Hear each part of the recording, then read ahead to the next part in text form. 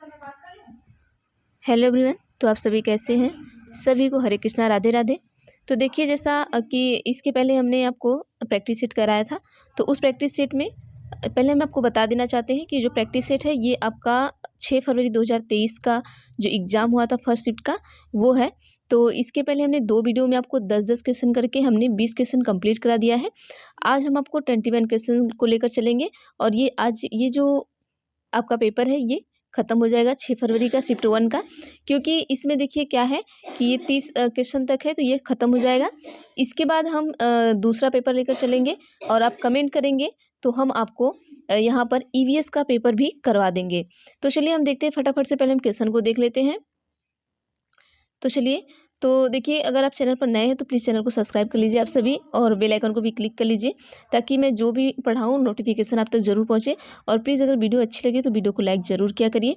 चलिए हम देखते हैं, अभिकथन दिया है और तर्क दिया है। तो देखिए, ऐसे क्वेश्चन आप में ज़रूर पूछे जाते हैं और ज़्यादा से ज़्यादा क्वेश्चन आप देखे होंगे कि ऐसे ही क्वेश्चन आपको पूछे गए हैं। तो देखिए यहाँ पर क्या है, अभिकथन ए। अभिकथन ए में क्या पूछा है कि अध्यापक को अपने विद्यार्थियों को सहयोगात्मक अधिगम में सहयोग करने, समूह कार्य करने और सक्रिय रूप से भाग लेने के लिए प्रोत्साहित करना चाहिए। क्या ये सही है? तो इसका तर्क क्या है कि अधिगम एक सामाजिक गतिविधि है और विद्यार्थियों को सामूहिक रूप से ज्ञान सृजन कराना चाहिए। तो इसमें आपको सही विकल्प चुनना है। तो सही विकल्प क्या होगा? तो चलिए हम देखते हैं यहाँ पर सही विकल्प क्या होगा। तो देखिए, हम यहाँ पर बोथ ए बी सी ऐसे करेंगे तो बहुत ज़्यादा टाइम होगा, हम आपको उत्तर बताते चलते हैं। तो सही उत्तर जो होगा हमारा ऑप्शन नंबर ए बिल्कुल सही होगा कि बोथ ए एंड आर, मतलब कि ए और आर जो है दोनों सही हैं। ठीक है, ए और आर दोनों सही हैं और जो आर है वो ए की सही व्याख्या करता है। अब कैसे करता है देखिए, जो आर है कैसे व्याख्या करता है, हमें हमेशा विद्यार्थियों को क्या करना चाहिए, समूह में शिक्षा देनी चाहिए या समूह के रूप में ज्ञान का सृजन कराना चाहिए। ये बात सही है। ठीक है, इससे क्या होता है कि बच्चा यहाँ पर क्या दिया है कि सक्रिय रूप से भाग लेने के लिए प्रोत्साहित करना चाहिए, ये भी बात सही है। तो इसी का क्या है कि ये इसका क्या कर रहा है, सही व्याख्या कर रहा है। तो ऑप्शन नंबर क्या कर रहा है कि ऑप्शन नंबर तर्क जो आपका तर्क आर है वो ए की सही व्याख्या करता है। ठीक, अब अगला हम क्वेश्चन देखते हैं। क्वेश्चन नंबर 22 क्या है, तो इसको हम थोड़ा बड़ा कर देते हैं ताकि आपको सही से दिखे। चलिए, क्वेश्चन क्या है कि शिक्षण अधिगम की निम्न में से कौन सी विधि ज्ञान के सृजन में विद्यार्थियों की सक्रिय भूमिका को महत्व नहीं देता। देखिए, देती है, यहाँ देख लीजिएगा, और नहीं आप ध्यान रखिएगा, नहीं को ध्यान में रखते हुए आप आंसर दीजिएगा। ऑप्शन ए है व्यवहार अनुकूलन, बी है सहपाठी सहभागिता, सी है अन्वेषण अधिगम, डी है पारस्परिक शिक्षण। तो आप सभी उत्तर बताइएगा कि इसका उत्तर क्या होगा। तो आइए हम देख लेते हैं उसका उत्तर क्या होगा। तो इसका जो उत्तर है वो ऑप्शन नंबर ए हमारा बिल्कुल सही है। ठीक है, ऑप्शन नंबर ए क्या है हमारा, बिल्कुल सही है, बिहेवियर कंडीशनिंग। तो यहाँ पर देखिए क्या होता है, शिक्षण अधिगम की निम्न में से कौन सी विधि ज्ञान के सृजन में सक्रिय भूमिका को महत्व नहीं देती। देखिए, जो आपका बिहेवियर है वो आपकी सक्रियता को महत्व नहीं देगी, बाकी आपका जो सहपाठी है वो आपकी सक्रियता में महत्व देता है। आप अपने सहपाठी के साथ सीखते हैं। अन्वेषण अधिगम है, मतलब आप डिस्कवरी, अन्वेषण का मतलब कि खोज करना, तो इसका भी आप इससे भी अपनी सक्रियता ला सकते हैं। और क्या है, रेसिप्रोकल मतलब पारस्परिक शिक्षण है, जो रेसिप्रोकल आप टीचिंग करते हैं उससे भी आप अपने अंदर सक्रियता को ला सकते हैं। अब आइए अगला क्वेश्चन देखते हैं। अगला क्वेश्चन हमारा क्या है, क्वेश्चन नंबर 23 है। चलिए, 23 क्या है कि विद्यार्थी किसके द्वारा बेहतर और प्रभावशाली तरीके से सीखते हैं। ठीक है, क्वेश्चन को ध्यान से पढ़िएगा तभी आप सभी उत्तर दीजिएगा। ऑप्शन ए है निष्क्रिय अनुकरण, बी है पुरस्कार और दंड, सी है जिज्ञासा और अन्वेषण, डी है कंठस्थीकरण। जैसा कि इसके पहले वीडियो में हमने आपको बताया है कि कुछ चीज़ें ऐसी हैं जो आपकी निगेटिव होती हैं और कुछ चीज़ें ऐसी हैं जो पॉजिटिव होती हैं। तो आप यहाँ पर निगेटिव और पॉजिटिव का ऑप्शन देकर आप उत्तर को सही कर सकते हैं। तो चलिए हम यहाँ पर देखते हैं उत्तर हमारा क्या सही होगा। देखिए, विद्यार्थी किसके द्वारा बेहतर और प्रभावी तरीके से सीख रहा, सीखते कैसे हैं। क्या आप पुरस्कार और दंड देंगे तो बच्चा सीखेगा, बिल्कुल नहीं, ये हमारा निगेटिव है। ठीक है, अब देखिए, निष्क्रिय अनुकरण करेगा बच्चा तो भी निगेटिव है। हमने क्या कहा था, जो सक्रिय है वो सक्रिय अगर यहाँ रहता तो ये पॉजिटिव रहता, ये उत्तर सही हो जाता। लेकिन यहाँ पर क्या आपका निष्क्रिय है, तो निष्क्रिय आपका क्या कहा जाएगा, निगेटिव में आएगा। पुरस्कार और दंड है, ये भी हमारा निगेटिव में जाता है। कंठस्थीकरण मतलब क्या होता है आपका, रटना, रटना भी हमारा कहा जाएगा निगेटिव में जाएगा। तो पॉजिटिव क्या बचता है हमारा, यही डिस्कवरी और क्या है, इंक्वायरी।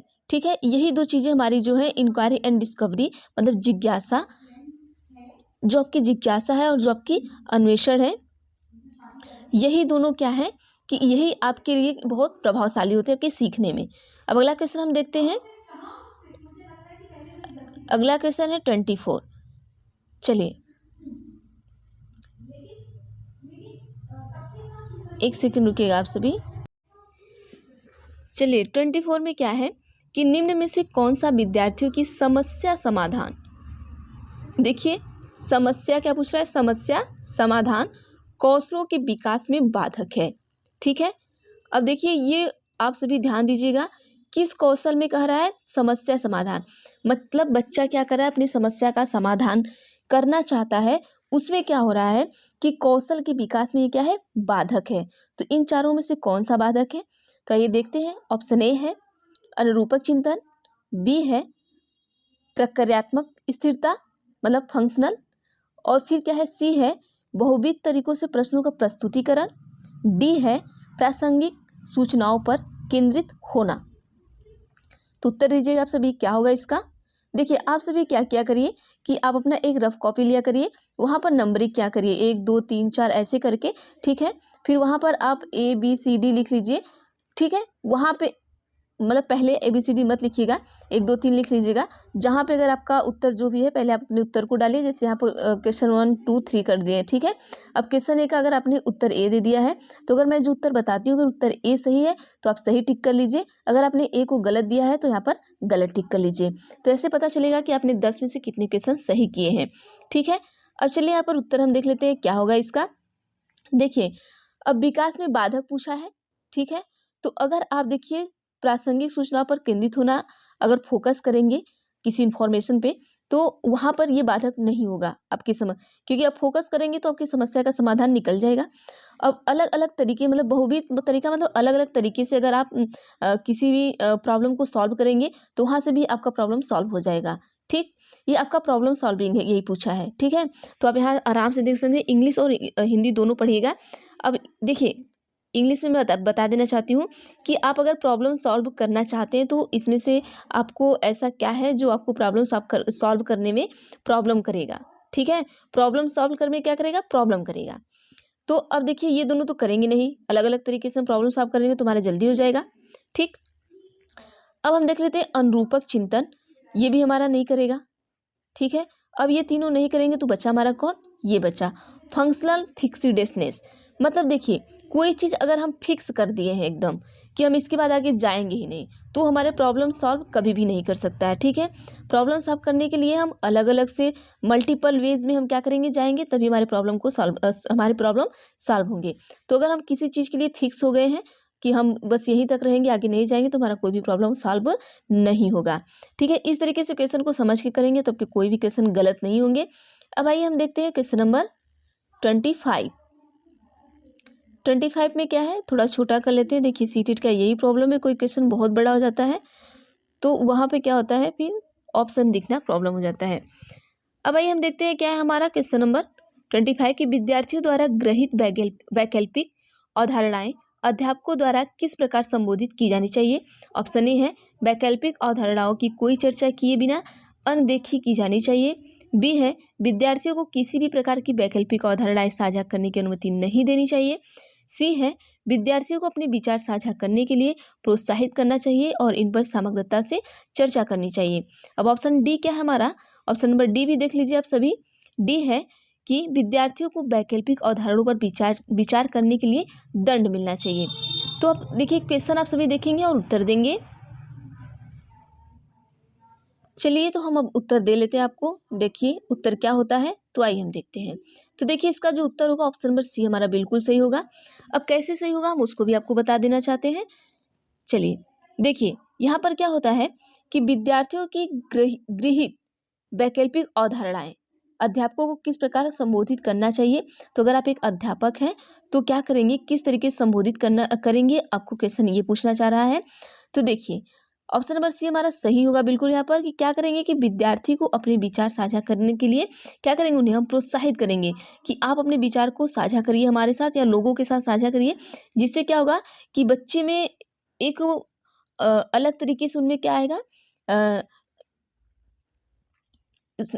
जैसे वो समग्रता पे अगर चर्चा करेंगे तो उनके अंदर एक अलग तरीके से ही चीज़ों को सॉल्व करना या फिर उनके अंदर एक मोटिवेशन टाइप का चीज़ें आ जाएंगी, मतलब वो डीमोटिवेट नहीं होंगे कि हम चीज़ों को नहीं कर सकते इस टाइप का। तो अगर आप बच्चे को प्रोत्साहित करेंगे तो वो मोटिवेट होकर क्या करेंगे, चीज़ों को ज़्यादा से ज़्यादा और अच्छे तरीके से कर पाएंगे। ठीक है, अब आइए 26 देखते हैं। क्वेश्चन नंबर 26 में क्या है, अब इसको बड़ा कर लेते हैं हम ताकि आपको सही से दिखे। चलिए 26 है, निम्नलिखित में से कौन सा वाह्य अभिप्रेरणा का उदाहरण है। देखिए अभिप्रेरणा आपका क्या होता है, दो तरीके का होता है। ठीक है, एक बाह्य होता है और एक अंतः होता है। तो बाहरी अभिप्रेरणा क्या होता है, अंतः अभिप्रेरणा क्या होता है, आप सभी को पता होगा। तो आइए हम देखते हैं। ऑप्शन ए है जिज्ञासा को संतुष्ट करने के लिए अधिगम, बी है समझ को समुन्नत करने के लिए अधिगम, सी है नगद पुरस्कार पाने के लिए अधिगम, डी है किसी कौशल में निपुणता प्राप्त करने के लिए अधिगम। उत्तर बताइएगा आप सभी क्या होगा। चलिए तो आई होप आप सभी ने अपना उत्तर लिख लिया होगा। तो हम उत्तर बताते हैं क्या होगा यहाँ पर। ऑप्शन नंबर सी हमारा बिल्कुल सही होगा। देखिए कैसे सी होगा, नगद पुरस्कार पाना। देखिए पुरस्कार पाना हो गया, ठीक है, ये हमारा क्या है, अगर बच्चे को हम टॉफ़ी दे रहे हैं, पुरस्कार दे रहे हैं या कोई भी चीज़ ऊपर से उन्हें एक तरीके से समझिए, उन्हें कोई चीज़ें देकर लालच दे रहे हैं, तो हमारा वाह्य अभिप्रेरणा हो गया। तो ये जो वाह्य अभिप्रेरणा होती है वो बहुत ज़्यादा देर तक नहीं चलती है। जब तक वो टॉफ़ी खाएगा, समझ लीजिए जब तक ये बिस्किट खाएगा तभी तक उसके अंदर अभिप्रेरणा रहेगी। हम कहते हैं ना कि हमें अभिप्रेरणा मतलब एक तरीके से आपका मोटिवेशन हो गया। ठीक है, अभिप्रेरणा मतलब जो आपका मोटिवेशन हो गया, बच्चे को कोई कार्य कराना है, मोटिवेट करना है, तो अगर हम उसे वाह्य मतलब एक्सटर्नल कर रहे हैं तो उसमें हम क्या करेंगे, पुरस्कार देंगे उसको। अगर इंटरनल कर रहे हैं तो उसके अंदर जिज्ञासा जागृत करेंगे, इस टाइप का करेंगे।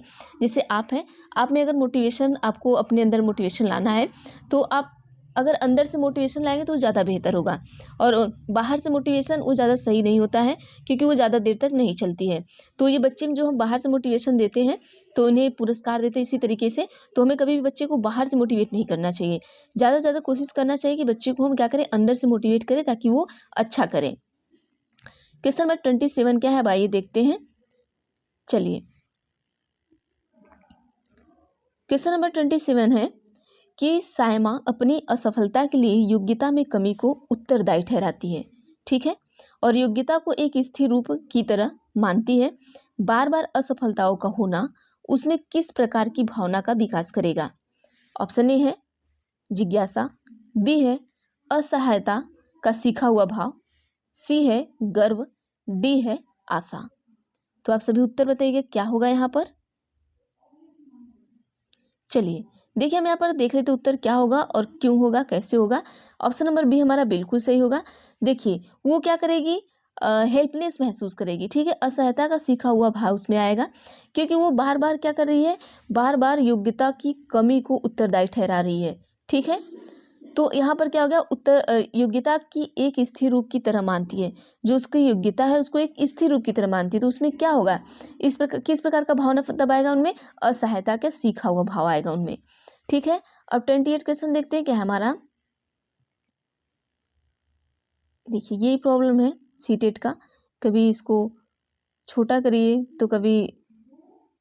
चलिए देखते हैं क्वेश्चन क्या है कि आप अपने विद्यार्थियों को कुछ जानकारी याद करवाना चाहते हैं, इस उद्देश्य के लिए आप किस व्यक्ति से बचना चाहेंगे।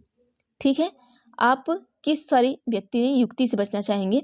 तो ऑप्शन ए है आप उन्हें निष्क्रिय रूप से कई बार दोहराने के लिए कहेंगे, बी है उन्हें पूर्व ज्ञान से संबद्धता जोड़ेंगे, सी है ज्ञान को वास्तविक जीवन की समस्याओं में लागू करने का अवसर देंगे, डी है उस अवधारणा हेतु उदाहरण और गैर उदाहरण प्रस्तुत करेंगे। अब देखिए क्वेश्चन आप सभी ध्यान से देखिएगा तभी उत्तर दीजिएगा। देखिए अब यहाँ पर क्या पूछा क्या है, पहले ये देखिए, आप अपने विद्यार्थियों को कुछ जानकारी याद कराना चाहते हैं, मतलब कोई भी चीज़ें हैं जो आप उन्हें क्या करना चाहते हैं, याद करवाना चाहते हैं। ठीक है, तो आप इसमें से ऐसा क्या है कि जिससे आप बचना चाहेंगे। कोई भी चीज़ देखिए याद करवाना है तो हमें रटना, इस तरीके से रटने की चीज़ों से बचना चाहिए। तो इसमें से चारों ऑप्शन में से रटने की चीज़ आपको कहाँ दिख रही हैं। तो चलिए हम देख लेते हैं उत्तर क्या होगा। पहले हम आपको बता देते हैं, ऑप्शन नंबर ए हमारा उत्तर होगा। अब कैसे होगा ये हम देख लेते हैं। देखिए, उन्हें निष्क्रिय, अब देखिए यहाँ पर भी आपका पॉजिटिव और निगेटिव वाला खेला गया है। पॉजिटिव और निगेटिव, अगर जिन लोगों ने समझ लिया होगा वो उत्तर दे दिए होंगे। ठीक है, देखिए यहाँ पर क्या है, उन्हें निष्क्रिय, अब यही सक्रिय रहता है तो ये भी क्या होता है, उत्तर सही नहीं होता। ठीक है, अब निष्क्रिय रूप से कई बार दोहराने के लिए कहेंगे तो इस चीज़ से हम क्या करेंगे, बचेंगे। निष्क्रिय रूप से उन्हें बार बार रटने के लिए नहीं कहेंगे, ये चीज़ से हम बचेंगे। और बाकी इन चीज़ों से हमें नहीं बचना है कि उन्हें पूर्व का ज्ञान, भाई उन्हें पूर्व का ज्ञान बताना चाहिए कि बच्चा पीछे जो सीखा है उसी से वो आगे भी सीखता है। ठीक है, अब ज्ञान की वास्तविक जीवन से भी जोड़ के हम ज्ञान को बताएंगे, ये भी ठीक है। उस अवधारणा हेतु उदाहरण और गैर उदाहरण भी हम प्रस्तुत करेंगे, ये तीनों चीज़ों से हम नहीं बचेंगे। ये तीनों चीज़ें हम करवाएंगे उन्हें, कोई भी जानकारी अगर उन्हें हम प्रदान करना चाहते हैं या याद करवाना चाहते हैं, लेकिन ये चीज़ हम उनको निष्क्रियता की तरफ नहीं लेके जाएंगे। ठीक, अब भाई अगला क्वेश्चन देखते हैं क्या है हमारा। क्वेश्चन नंबर 29 है। अब इसके बाद एक क्वेश्चन आपका और बचता है, फिर हम नेक्स्ट वीडियो में आपका अगला पेपर लेकर चलेंगे। देखिए, निम्नलिखित में से कौन सा व्यक्तिगत कारक है जो अधिगम को प्रभावित करता है। ऑप्शन ए है स्कूली माहौल, बी है आनुवंशिकता, सी है सांस्कृतिक संदर्भ, डी है टीचर्स पेडागोजी। उत्तर बताइएगा आप सभी क्या होगा। क्वेश्चन को आप सभी देखिए, ध्यान से देखा करिए तो उत्तर आप तुरंत दे देंगे। ठीक है, देखिए निम्नलिखित में से कौन सा व्यक्तिगत कारक है जो अधिगम को प्रभावित करता है। ठीक है, ये पूछा है। तो देखिए व्यक्तिगत कारक क्या है हमारा, आनुवंशिकता है। आनुवंशिकता हमारा एक ऐसा व्यक्तिगत कारक है जो हमारे अधिगम को प्रभावित करता है। जैसे अगर मंद बुद्धि के आपके माँ बाप हैं तो बच्चा भी क्या होगा, मंद बुद्धि का होगा। तो ये इस तरीके से आनुवंशिकता हमें क्या की, प्रभावित की। ठीक, अब हम ये देखते हैं क्या है क्वेश्चन नंबर 30। क्वेश्चन नंबर 30 है कि अधिगम किसके द्वारा नकारात्मक रूप से प्रभावित होता है। अध्यापिका द्वारा प्रदान पाठ, मतलब आपका जो स्कैफोल्डिंग है। बी है फीलिंग ऑफ इसको इंग्लिश को छोड़ दीजिए, निराशा की भावना, क्योंकि यहाँ पे निराशा की भावना आपको ज़्यादा बेटर लगेगा। सी है विद्यालय का मुद्रित समृद्ध परिवेश। डी है विद्यार्थियों की जरूरत अनुसार व्यक्तिगत रूप से दिए रहे अनुदेशन। तो यहाँ पर देखिए नकारात्मक रूप से प्रभावित होता है। नकारात्मक रूप पूछा है तो ऑप्शन क्या हमारा होगा, निराशा की भावना होगा। ऑप्शन नंबर 2 हमारा बिल्कुल सही होगा, ये नकारात्मक हमारा है। ठीक है, देखिए विद्यालय का समृद्ध परिवेश ये सही है, आपका व्यक्तिगत अनुरूप से अनुदेशन ये भी सही है, इसके फोल्डिंग प्रदान करना ये भी सही है। ये सारे क्या है आपके पॉजिटिव है, लेकिन पूछा क्या निगेटिव, तो निराशा की भावना जो है आपका निगेटिव इन्फ्लुएंट हो जाएगा।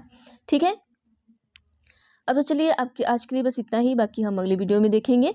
तो चलिए, अगर आपको और भी सब्जेक्ट की वीडियो चाहिए, जैसे ईवीएस की चाहिए, हिंदी की चाहिए, तो इस तरीके की मैं आपको कराऊंगी, लेकिन आप हमें कमेंट प्लीज़ किया करिए ताकि हमें पता चले कि आपको वीडियो कैसी लग रही है और आपको वीडियो आगे की कौन सी चाहिए।